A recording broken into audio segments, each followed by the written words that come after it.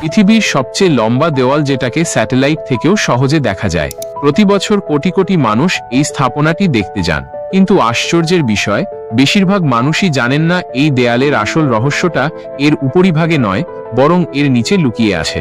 Great wall of China প্রায় 21,000 kilometre দীর্ঘ। এর নিচে রয়েছে বহু স্তরবিশিষ্ট মাল্টিলেয়ার ফাউন্ডেশন। চাইনিজ ইঞ্জিনিয়াররা এই দেয়াল নির্মাণের সময় শুধু সিমেন্ট বা ইট ব্যবহার করেননি, তারা মাটি, কাঠ, চুন, স্টিকি রাইস বা আঠালো চালের একটি মিশ্রণ তৈরি করেছিলেন, যেটিকে আধুনিক বিজ্ঞানীরা বলেন অ্যানসিয়েন্ট কংক্রিট।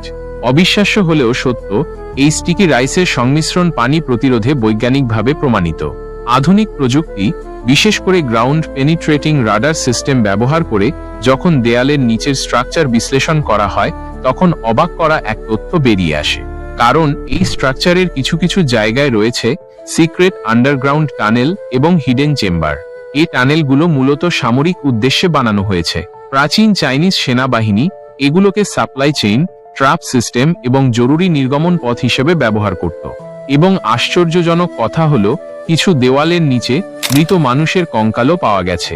এই লাশগুলো হলো সেই শ্রমিকদের যারা কাজ চলাকালীন সময়ে মারা গিয়েছে, এবং সে সময়ের প্রচলিত নিয়ম ছিল যে যেখানে মারা যাবে তাকে সেখানেই কবর দেওয়া হবে।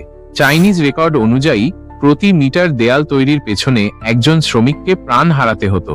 আর আর্কিওলজিক্যাল খনন নিশ্চিত করেছে যে কিছু কিছু জায়গায় রয়েছে ম্যাস বুরিয়াল জোন, যেখানে একসাথে অনেক শ্রমিককে দাফন করা হয়েছে।